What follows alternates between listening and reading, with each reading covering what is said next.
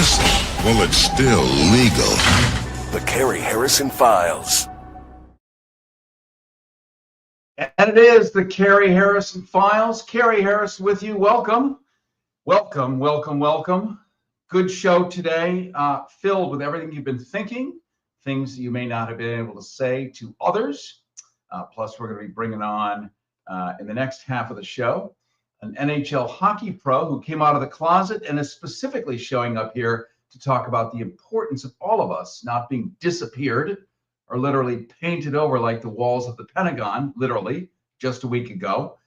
Murals about terrific diversity and how the military has taken pride in having really a fully fleshed out military. Well, all that got painted over in gray paint. Yeah.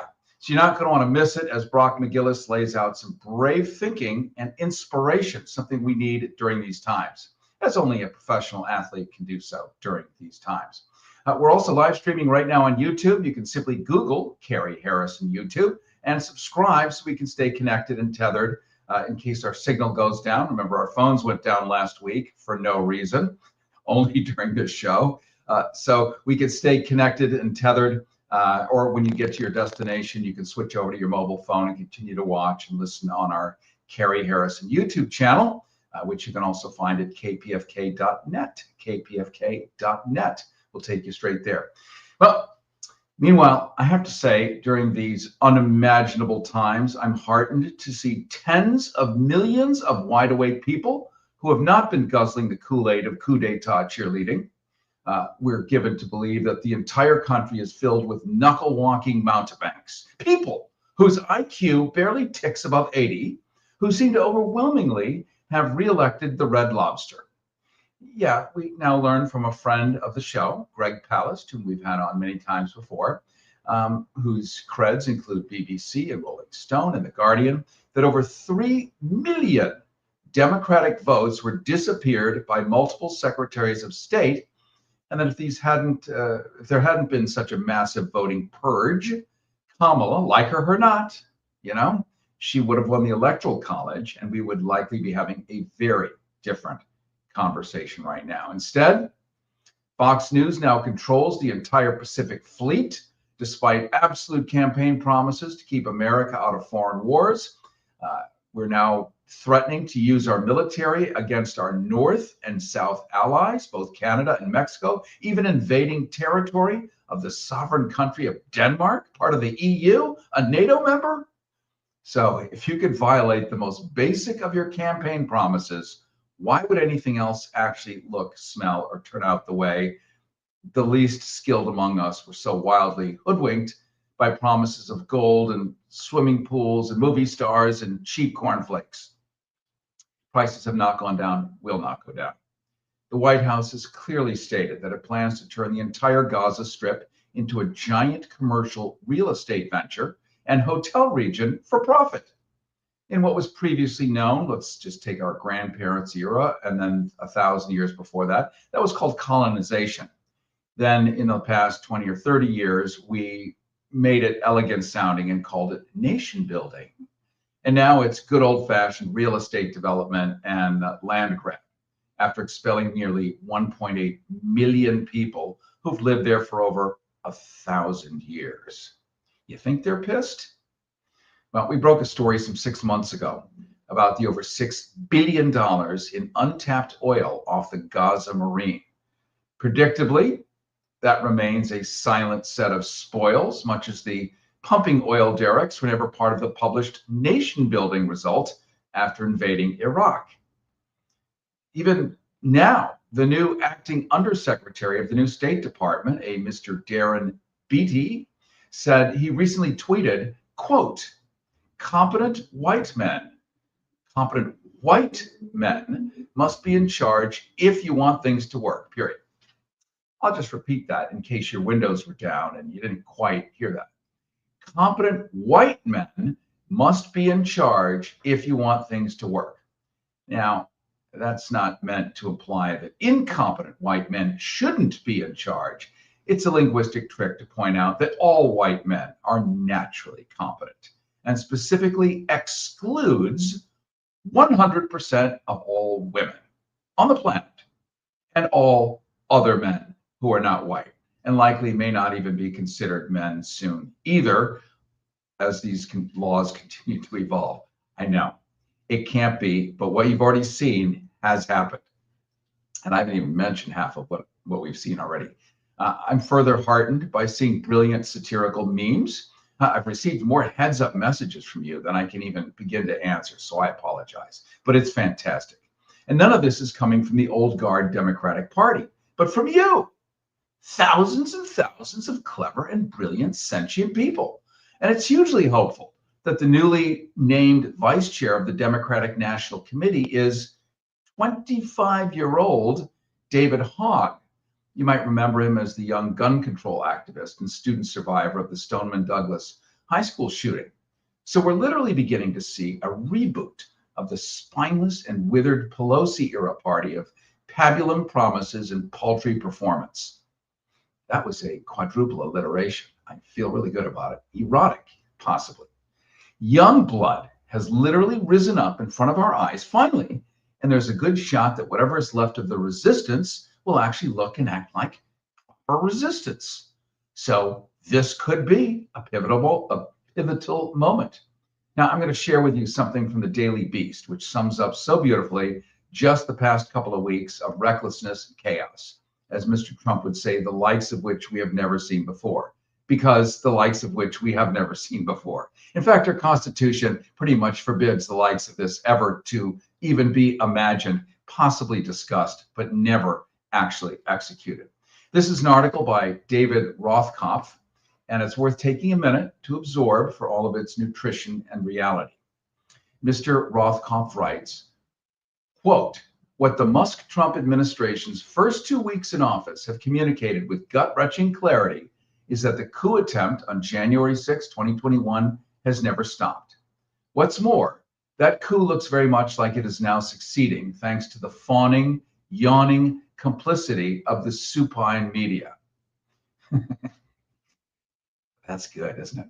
The fawning, yawning complicity of the supine media. Supine means basically you're laying on a chaise lounge holding an iced tea. Also the timid Democratic leaders, Republican sycophants, and the obliviousness of an electorate apparently unbothered by the slow motion destruction of their own democracy. And the people being targeted by Musk and Trump are not the deep state or those participating in the non-existent invasion at our borders. Nope, he says in the Daily Beast, those directly in the sights of the demolition team setting charges at each of the foundations of America's strength are none other than you and me, the American people. The efforts by the Trump team to supplant the role and authorities assigned to Congress to illegally shut down whole federal agencies, to oust government employees en masse, and to champion culture war, witch hunts are little different from attempts to use violence to stop the transition of power in 2021. This again written in the Daily Beast. It's a great summary.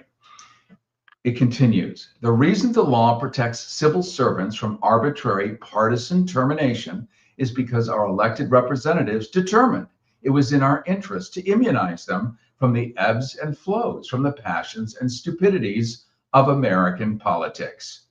When they are systematically fired or forced out of office, as is happening this week all across the government, our voice as an electorate is being ignored. So too our basic interests as people. Was it in our interest for the head of the Federal Aviation Administration to be forced out of office just days before the horrific crash that sent a passenger jet and a military helicopter plunging into DC's Potomac River? Is it in our interests for Trump to fire FBI officials simply because they were enforcing laws that our representatives put in place to protect us on purpose, simply because they were doing their duty? Again, this comes from the Daily Beast. David Rothkopf writes in this article, in the same vein, it is in our interests that are put at risk when the White House illegally stops funding programs created and funded by the Congress to serve us. These risks will be compounded further should Musk and his gang of vandals succeed in seizing control of the mechanisms by which the US government pays its bills, which they're trying to do and which has already led to the resignation of one high-level Treasury Department official. We're getting near the end of this, but it's an extraordinary article because it lays it out. Dan Rather has written another one laying it all out. They just keep coming and keep coming. This is exciting. People aren't just rolling over and disappearing and pretending like if they say nothing, they're going to be loved and cared for. We know this from Stalin. If you join the other side, or if you were a quisling in World War II and joined the other side for 5 minutes, they took care of you, but they knew you had no integrity. You throw your mother under the bus to save your own skin. So you were the first one to go the second things got ugly. So people who are standing up for who they are and what they believe in, they have a much better shake at surviving all of this stuff. Anyway, he continues to write, it's not just insane that Trump's team is in the midst of a vendetta against people and agencies who serve the vital interests of our country. It's not just outrageous that they feel empowered, whether by the people or a Supreme Court that last year sent a message that our presidents are more like kings than public servants. To do so, it is also deeply damaging. Take the effort that gained steam on Monday and contravention of numerous laws to cut funding and perhaps even erase USAID, or the Agency for International Development. Not simply an effort to cut back our foreign aid spending, which is less than that of every developed country in the world as a percentage of GDP, nor does it just hurt friends and allies in need around the world. It hurts us. It eliminates our influence and leverage and increases that of our rivals in Beijing, the Kremlin, and elsewhere. This is just common sense. I'm parenthetically saying that on my own here. It's just common sense. You see it, you know it, you smell it. He writes further, but then again, everything that is being done benefits our adversaries. Our plans for territorial expansion, our license to Russia to continue its aggression in Ukraine, and for China to make its inevitable move against Taiwan. Our trade wars weaken our alliances and send a message that we are further abandoning the international system we fought 2 wars and spent a century working to help build. And that's just not foreign policy peacocking. That's our country being stripped of vital protections in an ever more perilous world. Does it matter that the administration is wiping references to climate change or trans people from government websites? Certainly, it matters. And it's also surpassingly stupid. A childish stunt equivalent to a kid putting his hands over his ears and shouting la la la la la to avoid hearing news he doesn't like. But this is just theater for the crowd, efforts to distract from the real damage that is being done. The fact that people can't take it all in and some are just tuning it out. And that's part of the plot. It's a way to get the space they need to toss their anti-democratic firebombs. It's a way of doing as much damage as possible before the courts step in. And there's no guarantee Trump is going to accept court rulings either, right? There's early signs his administration just won't. This Daily Beast article continues. Quote, I do not recall a day or week-long news cycle with more disturbing news about the state of the presidency and the US government than today and the past 7 days. I think it is fair to say that not since the Civil War has the US seen a greater threat to our system. But I would argue that even during the Civil War, the federal government was better functioning, more guided by the rule of law, and by officials with the interests of people at heart. And I would say, my ancestor being Abraham Lincoln, I would agree, probably because of the per stirpe luxury there, but it is actually quite true. And my mic sounds hollow because it is probably, hold on just a second here. Let's make sure. Aha. Hold on a second. You're going to hear my microphone suddenly improve greatly in just a second. Let's go to a break. Let me fix the mic. Thank you for bringing that to my attention. Stand by. We will be back in just a tick. Listen, well, it's still legal. The Carrie Harrison Files.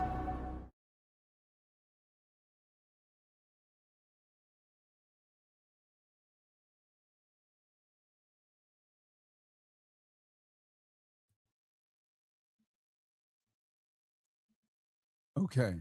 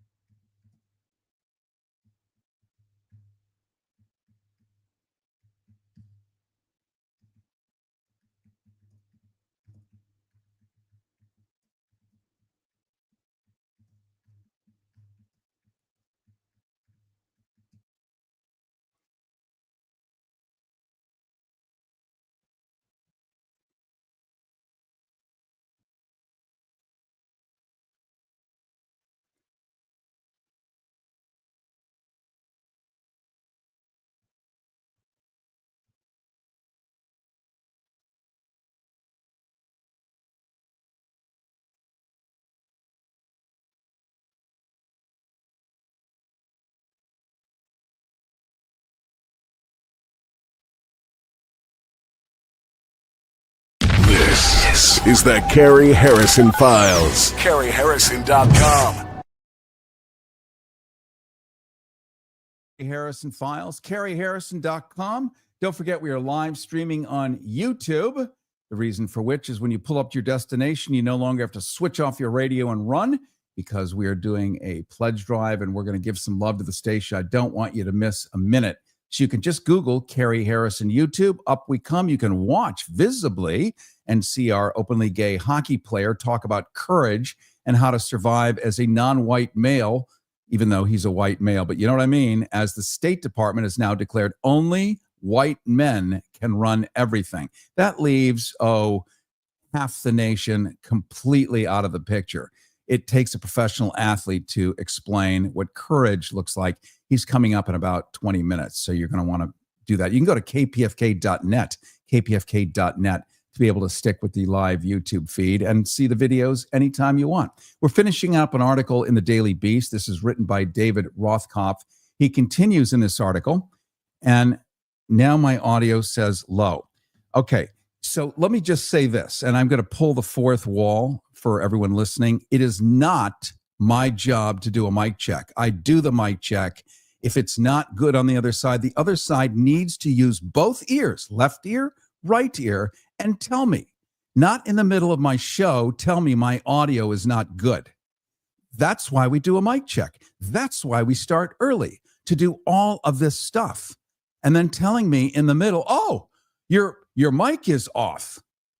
And then I'm supposed to do that while talking and running 68 parts. It's crazy. So please, let's all do the best professional standards we can here, because our listeners are the most important thing in the world. And we show up to help people. And we can help people if they can hear us well and know that we really, really care deeply. And I do really, really care deeply. So anyway, that audio is fixed. That's why we took a break. While we were in a break, I fixed the audio. But in the future, I know everyone is going to really be focused in advance on making sure everything is perfect. Okay, finishing up this article. It's just insane that Trump's team is in the midst of a vendetta against people and agencies who serve the vital interests of our country. We're going to end with, do not underestimate the historical significance of this lawlessness or the damage that will be done if it's not immediately and resoundingly stopped. If the members of Congress understood or took to heart their oaths of office that they, regardless of party, would step up and say no to the flagrant stripping away of their power. Imagine, really, we're stepping on the toes of Congress. At some point, they are the first branch of government. At some point, they're going to decide they've had it. And they have to go back to their constituents, don't they? And they have to show up in front of 10,000 angry Mildreds who are going to say, what in hell are you doing? And they want to keep their gig. So at some point, they're going to show some resistance too. But they need to know that the public has their back. Obama taught us this, didn't he? A bunch of years ago. He said, look, I can do anything you want, as long as the public has my back. If you tell me to do it, I'll do it. If you don't tell me to do it and you don't support me, I'm not going to run out and stick my head in the guillotine. And he was right, because it is, after all, politics. Ending the article here, he says, this is great. If the members of Congress understood or took to heart their oaths of office, they, regardless of party, would step up and say no to the fragrant stripping away. Fragrant? How about flagrant? Stripping away is fragrant. Yeah, it's like methane.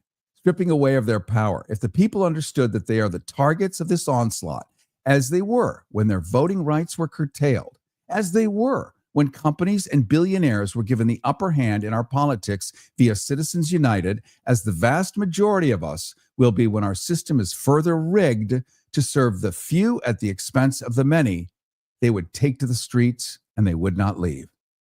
The reality is, though, it will not happen. This is what he writes in the Daily Beast. And who knows, it may even soon be illegal to say so. Most of us will change the channel or scroll to the next social media clip. Most in the media will both sides, in quotes, the end of our democracy into a melisma of euphemisms and equivocations. We're pretty much already there. Most of our political leaders will focus on the pitch for their next fundraiser email. And if this oblivious, indolent cowardice continues, as I fear it will, we will look back on these days of chaos, destruction, hatred, and lunacy as only a prelude. Unchecked, we are on the path not just to autocracy, but to the worst form of malevolent dictatorship. My reaction, he continues to write in the Daily Beast, is not hysteria. It is not exaggeration. It is not premature. Where we are is a place we have never been in this country, and the threat we face is by no means one that we can survive, because something precious and fragile is at dire risk of being lost. David Rothkopf is in a recent Daily Beast article, an excellent summation that your senses are in fact sharp, and what you see and observe is real, and that the emperor indeed has no clothes. It's just better when he wears them, because without them, well, that aesthetic would be unacceptable. We're going to pause in just a couple of seconds, but not right at this moment, to give love to our favorite station here.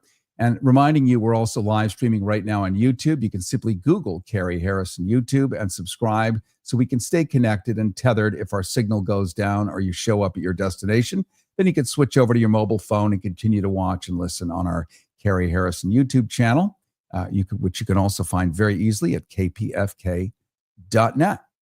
Coming up in just a few minutes, we're going to look at the Shift Makers Tour, a groundbreaking initiative led by former pro hockey player and trailblazing LGBTQ plus advocate Brock McGillis, the first openly gay men's professional hockey player. This is way more powerful than it would have been 10 years ago, because he is right in the middle of the crosshairs, and so are you if you are, as the State Department pointed out, not a white man. You may be white in skin color, but you might not be the white man they're talking about. You don't exist. You unexist. So how does this guy not only survive and thrive, but as an athlete is going to give us tips on resiliency and owning your own set of cards. His bravery reminds us of the very existential nature of those of us suddenly uninvited from our own government and many of our rapidly anti-DEI private institutions running at the speed of light. Whether it's Google, whether it's Lowe's, Home Depot, doesn't matter. It's happening ubiquitously. Brock McGillis is going to bring the perfect insight and timely inspiration. But right now, we're going to pause, give some love to this beautiful radio station. And on the other side, we are going to talk to Brock McGillis. Uncensored, unexpurgated, and unapologetic. It's the Carrie Harrison Files. And Carrie Harrison with you. This is a time to give some love to KPFK, because we are truly in the crosshairs. I talk about it, but it's true. The head of the FCC, the new head of the FCC, has declared 100% that all public radio, that includes our NPR sister stations, that includes all of us, the 300 affiliates in Pacifica, that includes PBS, all on the crosshairs, the chopping block to get rid of. How do we know this is happening already? There is now one official news organization at the Pentagon. The Pentagon always had the AP, it had Reuters, it had this, it had that, it had everybody with a desk in there so that we could cover, the Defense Department. Everyone's been blown out except for Breitbart News. Oh, you haven't heard that name in years, have you? Breitbart News. That is the only, according to Pete Hegseth and the Trump administration, I know, you just feel drunk when you say it. That is apparently the only legitimate news organ in the United States, e pluribus unum. Whatever you think of CNN or CBS or ABC or NBC or CNBC or Bloomberg or anybody else, Breitbart is the only one that's going to be able to tell the story, which means others have to retell the Breitbart story and try to figure out where it's at. That's just there. The rest of it is coming. We are in the crosshairs.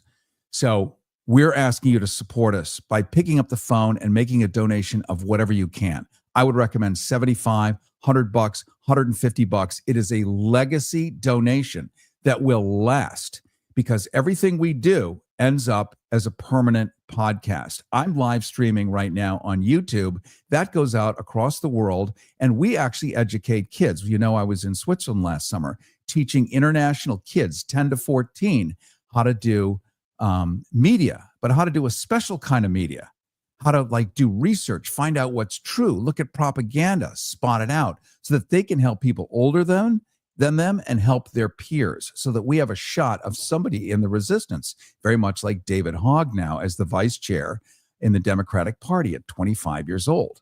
So pick up the phone and call 818-985-KPFK, 818-985-5735, 818-985-KPFK, 818-985-5735. Please make a donation. By the way, KPFK is collaborating with Habitat for Humanity in LA during this February fund drive. If you make a donation to KPFK during this drive, a portion of that donation is going to go to rebuilding and recovery efforts to those who have lost homes in the recent California wildfires. That would be somebody you know for sure. Levels can vary if you want to give us $60, 75, 100, 500, 1,000. Habitat for Humanity LA is going to receive a portion of your donation to KPFK. The more you give, the more we can help our friends right now who are suffering from the effects of the recent devastating California wildfires. The more we can give, the better. You make the decision on how much you can give. As always, every dollar is greatly appreciated and will go to help the people that need it. Supporting families affected by natural disasters requires immediate and collaborative efforts. Habitat LA helps with immediate support to affected families, and in the long term, helps communities recover and regain the capacity to rebuild their lives. The need for quality shelter and housing will remain for months or years after the fires as these wildfires continue to ravage Southern California. These are the ways you can help support with relief efforts. And your support will give the means to rebuild lives, to rebuild homes, to rebuild communities. If you have a personal story to tell that would be good, it seems we all know someone who has lost everything in these wildfires. And here's a good site for stats about the fires. You can go to fire.ca.gov, fire.ca.gov. Please pick up the phone, call 818-985-KPFK, 818-985-5735, 818-985-KPFK, 818-985-5735. Make that donation, whatever fits for you. Here at the Carrie Harrison Files, we're not going to tell you how much. There is nothing here except the obvious. Somebody is showing up for you, saying the things that maybe you can't say or get away with, and different from using just digital media. Analog media, in other words, broadcast radio, has become sexy again. Why? Because when you say something on a live stream, the bots will come and clobber it and attack it and make it go away, and you get canceled. In analog radio, despite the FCC being taken over by and enlisted in Project 2025, including specifically this station, it still goes out. It breaks through windshields. It hits all the cars on the freeways, and it doesn't matter. We can actually say stuff here that you cannot say online. I mean, how amazing is that? It's like World War II with a AM or a long wave radio. Woo! Hello, London. I mean, here we are again. We have this extraordinary resource, the strongest FM west of the Mississippi. We're banging all the way down to the border of Mexico, all the way up almost to San Francisco, and on the way out to Nevada. It is the strongest FM west of the Mississippi, and we're providing news and information that is not available anywhere else. If you don't have a subscription to the Daily Beast, you wouldn't have seen that article, wouldn't even have heard about it. We get to talk about that here. That's why supporting this means it not only supports our opportunity to do it, but I personally take the next level. We live stream this. I take it to schools and teach kids how to do journalism, how to read between the lines, how to understand propaganda. All of that, so they can take that to their friends, to their universe, and even use it in their own academic disciplines so that they're not rinsing and repeating, but they're using critical thinking. And you who listen to KPFK, you do use critical thinking. You do understand the value of it. You do know how much it matters and how much you love it. You do know how it will change your life and how it will, in fact, be the solution to what's going on right now, because you can see it and therefore you can navigate it. If you can't see it, you can't navigate it, and then the horse is way too far out of the barn. So I want you to pick up the phone right now and call 818-985-KPFK. Please pick up that phone, call 818-985-5735, 818-985-5735. $60, 75, 100, 500, $1,000. Habitat Humanity LA is going to receive a portion of your donation to KPFK, so you're also helping your neighbors. The more we give, the more we can help our neighbors, help our friends, help millions of people who we may never meet, but they will meet us because they will know it came from us. We stand for something here. We are the good folks here right now, and we are fighting the fight. We're fighting it on so many different levels, just not through news and information, but through physical action right now. Please pick up that phone, call 818-985-KPFK, 818-985-5735. Please make a donation to support and help your fellow Angelenos, to make and support and help yourself by even getting information you didn't know was available, or even hearing, resonating with thinking that you think is only your own and you're too afraid to tell your neighbors because, maybe they're that way. But you're not alone. You are not alone. I promise you. You are surrounded by tens of millions of people, and you are not alone. And I am not alone. I mean, what do I get out of it? I get fellowship. I get community. I get to be in your orbit, and you have my back, and I have your back. Maybe your clock radio is set to KPFK to wake you up. Maybe you listen to KPFK while you get ready for your day, during your lunch break, on your way home at the end, or maybe on your way to work, as it might be during this morning show. When you think about it, you probably spend a lot of time with us. And we thank you for making us part of your routine. It's a privilege to be part of your life, which is part of the reason that we're doing all this. We know that our listeners and viewers, if you're watching us on YouTube right now, go to kpfk.net. You'll see the live video stream and our upcoming guest in just a couple of minutes, a pro hockey player who came out who can tell us how to be strong during these times. We know you rely on our programs. We know that we can rely on you to help this service continue. So please call right now and show your financial support at any level, and allow us to collaborate with Habitat for Humanity LA, who gets to receive a portion of your donation to KPFK to make things better for all the people who've been burnt out, quite literally. Show your financial support for this station. Pick up the phone, 818-985-5735, 818-985-KPFK, 818-985-KPFK. Once again, 818-985-5735, 818-985-KPFK. Whatever you can do, $60, $75, $100, $500, why not? And remember, it goes out live over the antenna, but then this renders into a podcast, or in YouTube, it has a permanent shelf life. Think of that $100 ends up being 1 penny in the value. It can last for years. People in Lithuania will hear it. People who are under crushing Hungarian Orbanism will hear it. People in this country who are also in the crosshairs or have been painted over, like at the Pentagon, they will hear it. We are not alone, but we must suit up and show up in order to not remain alone. So final call to action, 818-985-5735, 818-985-KPFK. Please pick up the phone, make the donation that you can, and know that you have done something that matters. Coming up, we're going to talk, this guy is great. We're going to look at the Shift Makers Tour, a groundbreaking initiative led by former pro hockey player and trailblazing LGBTQ plus advocate Brock McGillis, the first openly gay men's professional hockey player.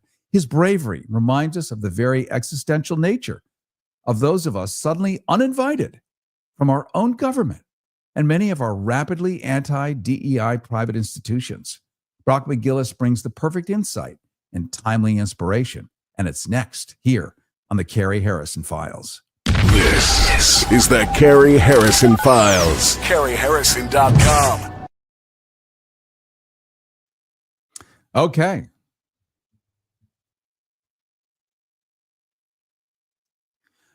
Are we in a break or am I back? Somebody tell me, because that was... I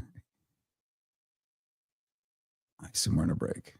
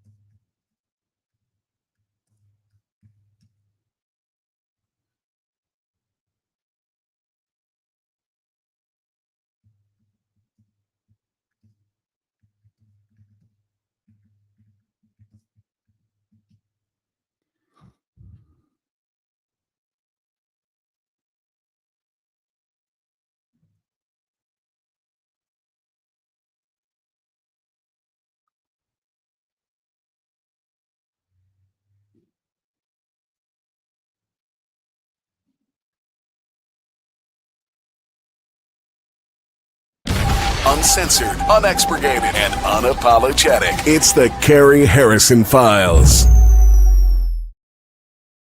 And it is the Carrie Harrison Files. Carrie Harrison with you. Glad to be with you. Well, I am excited for the next one because in these difficult times when nobody can wrap their head around it, people who stand up for you and others and have been doing so for some years have built a certain kind of expertise that you and I really need to learn from. We're going to unravel a tale of ice, of courage, and the rarest of human traits, authenticity. The arena, the United States of America. The combatants, not merely swinging sticks, but young hockey players armed with an even deadlier weapon, conviction. And leading the charge like a modern hero through the temple of tradition is Brock McGillis, the first openly gay NHL hockey player who dared to challenge the untouchable gospel of hockey culture. In 2023, he embarked on a chaotic quest across Canada, 100 minor hockey teams, 100 in just 100 days, saying, be yourself, break conformity, stand up for one another. Well, the Shift Makers Tour, as it's now known, is no ordinary tour. It's a clarion call, a battle cry against the unspoken rules that govern locker rooms and silent dissent. Brock made history by coming out in 2016 as was the first openly gay professional hockey player. And since then, he's been at the forefront of changing sports culture, earning accolades like the Hockey News 100 Most Influential People in Hockey and Queerty's Pride 50. He's backed by the NHL, NHLPA, the Seattle Kraken, Chicago Blackhawks, and our own Warner Brothers right down the street. The Shift Makers Tour is tackling racism, homophobia, and sexism in hockey by inspiring young athletes to foster inclusive environments where everyone belongs. Now he's bringing his mission to the U.S. for the first time. And here on the Carrie Harrison Files, we are happy to roll out our network red carpet and welcome you, Brock McGillis. Hey, thanks for having me. Thanks for that intro. I'm going to take you on the road with me. Yes, it was. I like lofty encomiums for people who deserve them, and you deserve it. Well, that's very kind. Something about professional athletes who see the world in a different way really helps all of us because I think we've been raised since ancient Greece and the Olympics to look at great athletes as people who have special skill sets. And your awareness, your enlightenment is something that many of us don't have. We wish we had. And so we want to see the world through your eyes. And you've been in a game where toughness is king, hockey, where conformity is stitched into every jersey. What possessed you to challenge the code of silence? Well, I struggled a lot being gay in this sport. I felt like I couldn't be myself and do what I love. So I suppressed who I was and adhered to the stereotypes and tropes of a hockey bro. I was a womanizer. I partied hard. I was cocky. I was also really depressed and self-harming and drinking heavily, and it derailed my career, candidly. And I felt like I needed to do something. And after I came out and I started getting opportunities to speak and seeing impact, people would say, well, you can't be everywhere. Well, you can't be everywhere. And it was almost dismissive. And I always felt like, well, the competitor in me, the athlete in me came out, and I said, oh, I'm going to show you. And in 2023, I decided, you know what? I'm going to do it across Canada. And I launched what was then called Culture Shift Tour, now Shift Makers, where I went to 100 hockey teams in 100 days across Canada. And this year, I did year 2 in Canada, and I went to 140 teams in 80-something days, coast to coast. And it's just so powerful and so cool because, yeah, I'm gay, and there's some themes of LGBTQ+. My story is my story. But it's about so much more than that. And I felt like, what better time? There's no better time to bring it to the US than now. And I just finished in Canada about a week and a half ago, and then I was on a plane to Seattle and starting an American tour. Well, we're glad you're here. And if you like to look at handsome hockey players, you can check it out right now on our YouTube stream where you can see it in video. Simply Google Carrie Harrison YouTube and subscribe. That way we can stay connected and tethered when you show up at your destination. Then you can switch over to your mobile phone, continue to watch and listen on our Carrie Harrison YouTube channel. You can also find it easily at kpfk.net, kpfk.net. I also am gay, it turns out, Brock. I just made that decision in the last 3 minutes. No, I'm kidding. Congrats. Thank Welcome. you. Thank you. Welcome. Same history as you, minus the hockey. I boozed myself into oblivion because I couldn't deal with who and what I was. I was raised in a world that made it, well, it was illegal, I guess. It certainly was in my father's mind. And in the town I lived in, we simply didn't have those people. There wasn't even a word for it. And here we are, many of us feeling like, here we go again. It's the 1950s. You have to wear a pocket square or foulard or make a secret handshake to get away with it, at least here south of Canada. Let's talk a little about bravery, because I think everyone's trying to figure out how can they hold their integrity, be who they are in times where they don't feel like they have support.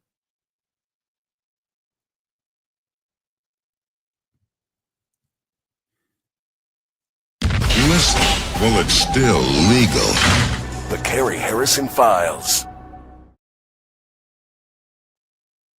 There we go, Brock. You were frozen there. Sorry. Yeah, in hotel Wi-Fi doesn't seem to be my friend.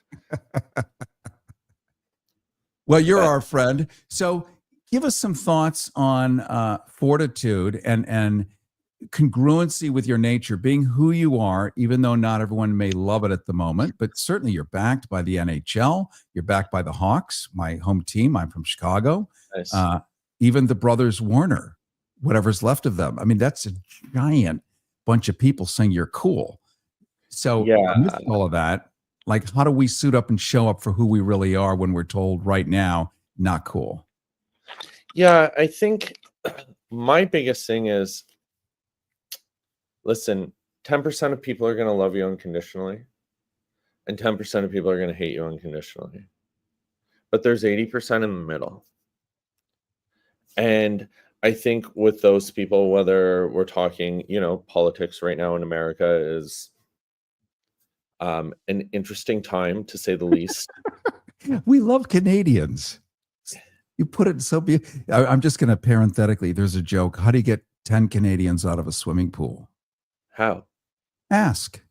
It's true. We're polite, we're kind,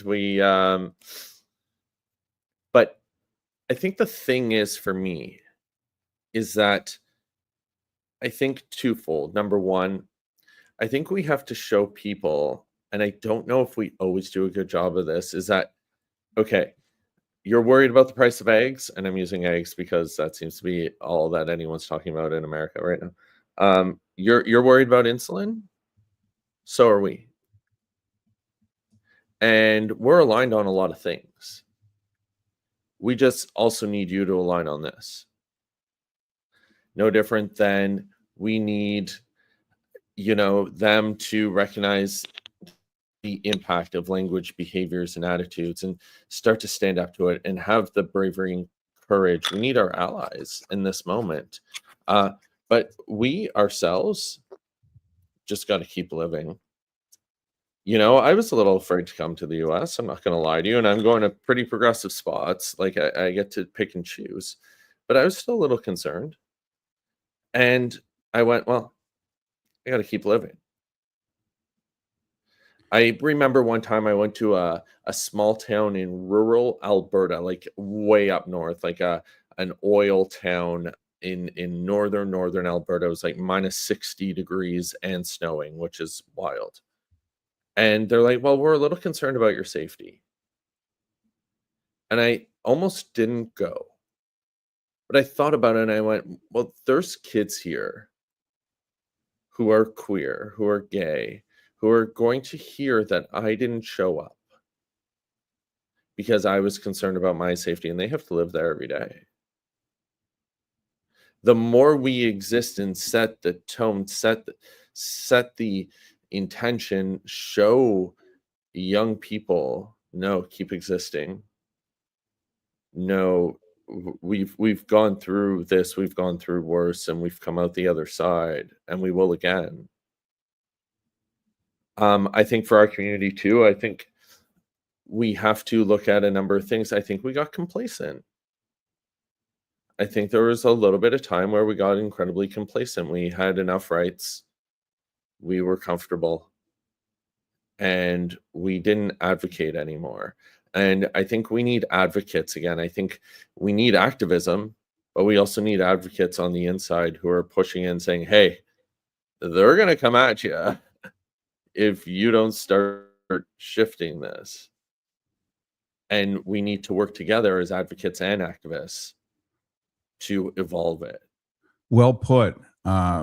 We're talking right now to Brock McGillis. He's founder of the Shift Makers Tour, tackling racism, homophobia, and sexism in hockey by inspiring young athletes to foster inclusive environments where everyone belongs.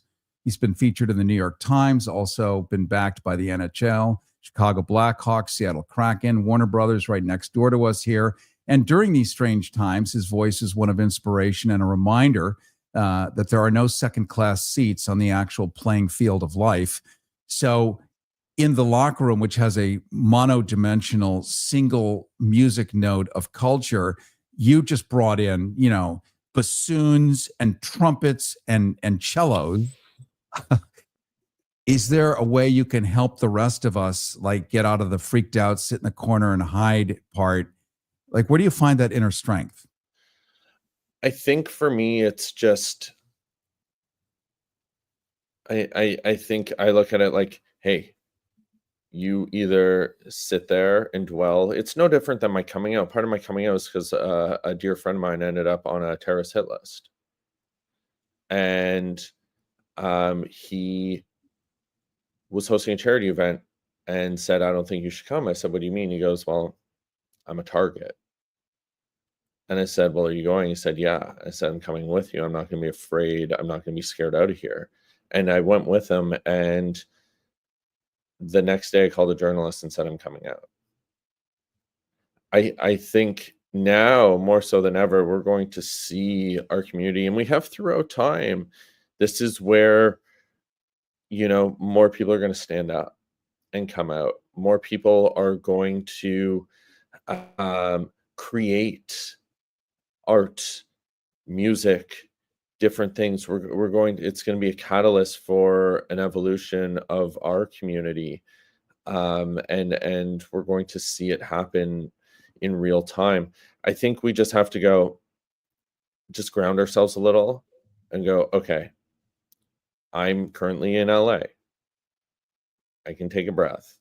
You know what I mean? Like, this isn't some places where it's more red and I can't have my voice heard. I'm going to make sure it's heard. And also, I think we need to engage with people so that we sort of meet them where they're at a little bit. Like, I go into hockey locker rooms, from professionals to kids, and I go into corporates in different places, but in particular, those hockey locker rooms aren't, what somebody would assume to be the most welcoming places. No, one would not assume that. And my goal in there is, like, if I can disarm them, if I can make them laugh in the first 5 minutes, I've won. And I've had rooms where I've had players from Russia who, like, literally do not want to be there, and by the end are thanking me. When we humanize issues, I think people are good by nature. I don't think everyone's evil. I truly don't. I think there's a lot of really good people in the world. When we humanize issues and show them the impact versus calling them names, I think they'll be more receptive to rallying around it. And from there, teach them how. I talk about being a shift maker. And it's because when I retired from playing, I was working with hockey players, and I hid my sexuality from them because I was afraid they wouldn't want to work with me if they knew I was gay. Well, I came to find out they all knew. And I started observing their behaviors, kind of like animals in the wild, hockey players in their natural habitat, and started to notice that anytime they'd say something homophobic, they'd freeze up and apologize to me. And initially I thought, cool, maybe they just like me because I'm one of the guys. I go on the ice and chirp them. We go in the gym and I out bench press all of them. And for anyone listening, don't forget that. But maybe they go and use slurs and bully, harass, and hate queer people elsewhere. And then one day I wasn't there, and I had a sprint coach working with some athletes on a track, and at the end of a 2-hour workout, he told them they had 10 more sprints. And a younger player looked at the sprint coach and said, "This is so gay." And an older player who's turning pro looked at the younger player and said, "We don't say that here. Give me 50 push-ups." And that became something my athletes adopted amongst themselves. But that guy that day created a shift in 100 athletes where they started taking it with them everywhere they went. He created a shift in me where I realized the impact I could have. Really, because of that guy, I came out. Because of that guy, I do the work I do. Because of that guy, thousands of people have come to me over the years who have been struggling in some cases in life and death situations, and not just LGBTQ plus related. And I've been able to get them support. And so that guy that day, the small little shift, the ripple effect is it saved lives. So if we focus on our small little shifts, they will have massive impacts. But first, we need to humanize and engage and talk with people. We just can't scream at everyone and call them a bigot. There are some bigots, don't get me wrong. And after we do that, if they're still not receptive, then okay, you're one of that 10%. Well, just as we come to the end here, I have a friend who's a gay Marine. I have actually several friends who are gay Marines. I mean, the toughest, they've won battle medals, battlefield promotions, and they are the most popular in their troop. It turns out, in their self-reflecting, the way you're doing brilliantly for us here right now, is they're the most trusted because they know who they are, they're focused, and they understand the importance of loyalty and keeping an oath, because they have to do that on a daily basis. You have to come out every single day. You don't come out once and there it's done. Every day you get up and you have to choose to come out again. And it is an act of extraordinary bravery, especially during these times. So thank you for being the lighthouse in the middle of stormy seas when we forget and think we ought to just run and hide, and therefore we will be liked by the bullies. And we know that bullies actually despise people who appear weak and cowardly to them, but they do respect people who know who and what they are. So it's a call to action, as you point out, for us to be congruent with our nature, to find that integrity, take that risk, and most importantly, recognize community, because there are hundreds of millions of us. 10% of live upright mammals are same-sexual, from giraffes to penguins to seagulls, even fruit flies, which are not mammals. So it is a naturally occurring phenomenon that cannot be dismissed for any kind of PR reason. It is a fact of nature, and it is meant by the universe because it's productive, not counterproductive. It builds cultures, it builds art, music, gives people a reason to live, things to strive for, builds imagination, and pushes toward the future. And you as an athlete have done that and then changed a culture from with inside. And that's pretty amazing, my friend. Well, thank you so much. And one thing you said just really struck me. It's the community aspect. I think sometimes we eat each other alive, and we got to pick each other up right now. And we got to come together. And it's wild, but even you look at younger generations, like Gen Z is identifying as LGBTQ plus at close to 25%. Like it's higher than we even imagined, and it's because they can finally be themselves, and we can't take that away from them. We can't let it happen, and we won't because of you. We're out of time, regrettably, but I want to thank you so much for joining us today on the Carrie Harrison Files. We've been talking to Brock McGillis, founder of Shift Makers Tour, tackling racism, homophobia, sexism in hockey by inspiring young athletes to foster inclusive environments where everyone belongs. It's been featured in the New York Times, also backed by the NHL, Chicago Blackhawks, Seattle Kraken, Warner Brothers right next door to us here. And during these strange times, your voice, Brock, is one of inspiration and a reminder that there are no second-class seats on our actual playing field of life. Let's just take the last minute and acknowledge KPFK, reminding you to pick up the phone right now and support us, because we're doing this good work. This is brave. This is brave when the Pentagon is painted over the murals that talk about the pride that they had with diversity in the military, having all these different cool people fighting together alongside each other. All of that has been painted over in gray. You could pick up the phone and know that we are out there fighting the good fight and bringing people like Brock on the air. 818-985-KPFK, 818-985-5735, 818-985-KPFK, 818-985-5735. Please pick up the phone.